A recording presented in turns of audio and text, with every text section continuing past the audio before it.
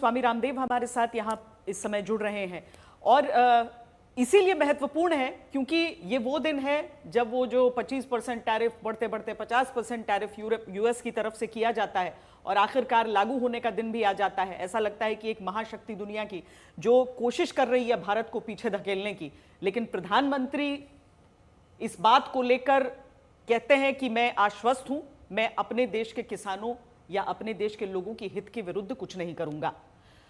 आज अगर हम इस स्थिति में, ये कहने की स्थिति में हैं, तो क्या हम समझें कि स्वदेशी का जो आंदोलन आपने इतनी मजबूती से शुरुआत जिसकी की थी वो वाकई इस स्थिति में है कि हम ये कह सकते हैं, या फिर ये केवल कहने की बात है? देखो, 1905 में स्वदेशी का आंदोलन शुरू हुआ, 30 सालों से मैं उसमें लगा हुआ हूँ और मैं कृतज्ञतापूर्वक इस बात को कहना भी चाहता हूँ कि स्वदेशी जागरण के कार्य में आरएसएस की भी एक बड़ी भूमिका रही है, लेकिन कोई ऐसा ब्रांड, कोई ऐसा व्यक्ति उनके सामने खड़ा नहीं हो सका, चाहे वो यूनिलीवर है, चाहे नेस्ले है, कोका कोला, पेप्सी, तमाम तरह की एफएमसीजी की कंपनियाँ हों और दूसरी आज तो हज़ारों कंपनियाँ। एक ईस्ट इंडिया कंपनी आई थी 1608 में हिंदुस्तान में।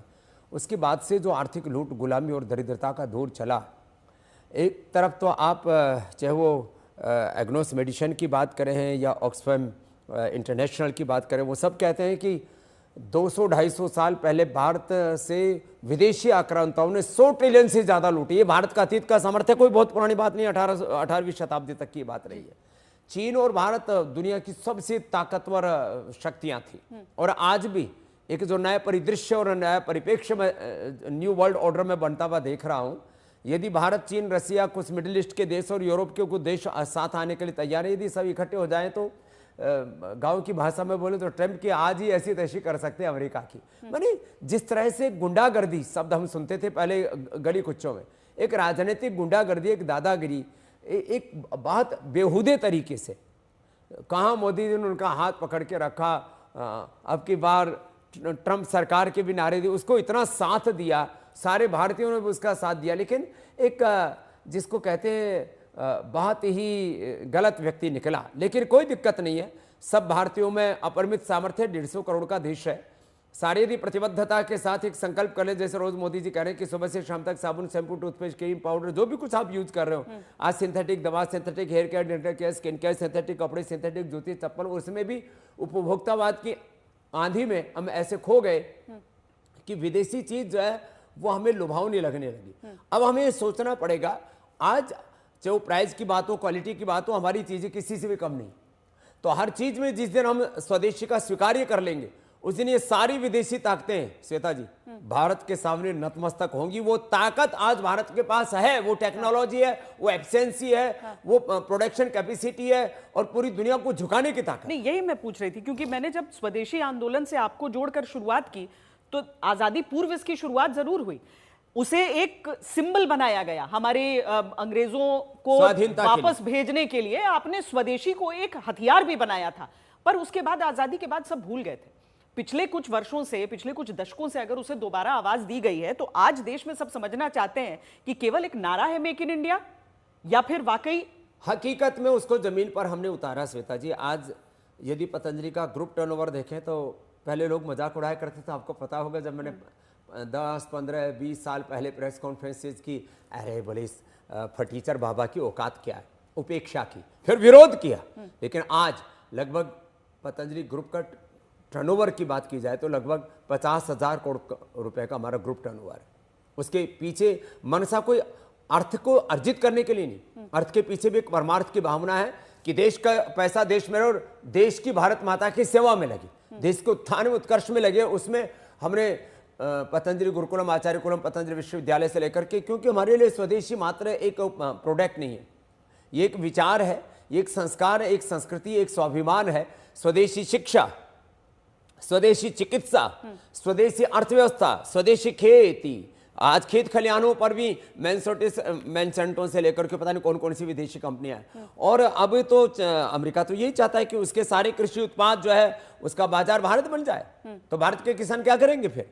तो एक खाली एक कृषि उत्पादों तक की बात नहीं है, हर तरह से एक डोमिनेटिंग पावर जो है के रूप में कि जो हम चाहें वही वर्चस्व, ईगो एंड इग्नोरेंस बेस्ड एक वर्चस्व पूरी दुनिया में कायम करना चाहते हैं, ऐसा नहीं हो पाएगा।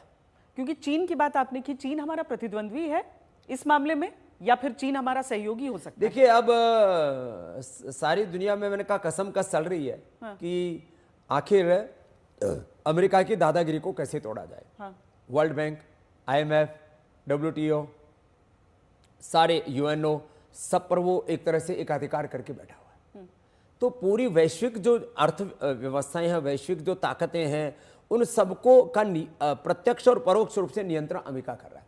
अब अमेरिका में जब तक कुछ सभ्य शालीन कुछ शासक रहे, वैसे तो बहुत बड़ी रणनीति के तहत पूरी दुनिया पर उन्होंने कब्जा किया, लेकिन एक जैसे कहते हैं बहुत छिछोरापन आ गया शासन में, ऐसी कुछ हालात अभी बनी है। ये इससे तो हमें पार पाने के लिए 140 करोड़ का भारत है। माना कि कुछ लोग इसमें थोड़े बहुत ही अग्रेसिव हैं, बहुत जागरूक संवेदनशील आत्माएं हैं, कुछ थोड़ी हमेशा तटस्थ उदासीन सी रहती हैं, और कुछ तो ऐसे मूड हैं दारू पी के पड़े रहते हैं, जाए देश बाहर में, बोले ठीक है अपने को दारू पीने को मिल रही है, अपने को गुटखा खाने को मिल रहा है, हथेली घिसे बैठे और ताश खेल रहे हैं, ऐसी तो बात नहीं बनेगी। यदि आप देखो इजराइल जैसे छोटे छोटे देश जिनकी आबादी 85 लाख 90 लाख 1 करोड़ से कम है, हाँ। कहाँ 1 करोड़ का देश पूरी दुनिया में अपनी जिसको कहते हैं धमक के साथ खड़ा हुआ है, और कहाँ 150 करोड़ का भारत। वो यदि ऐसे दुर्बलता, ये भारत का स्वभाव नहीं रहा है। हमने तो हजारों वर्षों से शौर्य, वीरता, तप, त्याग और बलिदान की बदौलत इस देश को संभाला हमेशा। अब वापस ये देश संभलेगा, मैं आश्वस्त हूं। बस इसमें हम सबको मिलकर के काम करना पड़ेगा। कुछ मतभेद होंगे। आपने स्वदेशी शिक्षा का भी जिक्र किया, अगर हम चीन को उस हिसाब से देख लेते हैं तो हालांकि आलोचना उस देश की भी बहुत हुई, अंग्रेजी पर जोर नहीं दिया, अपनी स्थानीय जो भाषा रही, स्थानीय जो प्रतिभाएं वहीं से विकसित होती है, उसके लिए कहा गया कि आप वैश्विक नहीं बनते हैं फिर, लेकिन चीन ने वो भी दिखाया। आज अमेरिका चीन है, जापान है, हाँ। इसके अंदर रसिया है, इसके अंदर आप जर्मनी है, फ्रांस है, सारे भारत में जब ये पद्धति शुरू हो रही है तो आप भी देख रहे होंगे आलोचना उसकी होती है कि आप अपनी चीजों पर क्यों बता रहे हैं, आप दुनिया के लिए नहीं तो तैयार। हमने ये लोगों से कहना शुरू कर दिया है कि आप यदि स्वदेशी शिक्षा, स्वदेशी चिकित्सा, स्वदेशी अर्थव्यवस्था, अपने स्वधर्म के प्रति यदि गौरव नहीं रखते हैं, तो आप समझो देश के साथ आप कृतज्ञता कर रहे हैं, एक राष्ट्रीय पाप अपराध के आप भागी बन रहे हैं। ये दरअसल कुछ नैरेटिव ऐसे घड़े गए कि अंग्रेजी एक वैश्विक भाषा, कभी थी नहीं अंग्रेजी वैश्विक भाषा। ये तो कुछ चंद मुट्ठी भर लोग भारत सहित पूरी दुनिया के ऐसे ही कुछ भोले भाले देशों के अंदर, बहुत सात्विक देशों के अंदर चले गए। लगभग 150 देशों में उन्होंने अपना पॉलिटिकल कॉलोनाइजेशन चालू कर दिया। तो मुट्ठी भर अंग्रेज जब आए थे यहाँ पर, मुट्ठी भर मुगल यहाँ पर आए थे, आज कितने हो गए? आज करीब 20 करोड़ के करीब हमारे अपने बंधुओं को उन्होंने इस्लाम में और ईसाइयत में तब्दील कर दिया, करीब 8-10 करोड़ को ईसाइयत में, कुछ लोगों को अपने देश के प्रति, अपनी ही संस्कृति के प्रति उनके मैंने अश्रद्धा पैदा कर दी। तो छोटी छोटी जब ये शुरुआत हुई थी इन विदेशी आक्रांताओं की, आयातित संस्कृतियों की, तो उस समय ही हम इनके ऊपर अंकुश लगा देते तो ठीक था।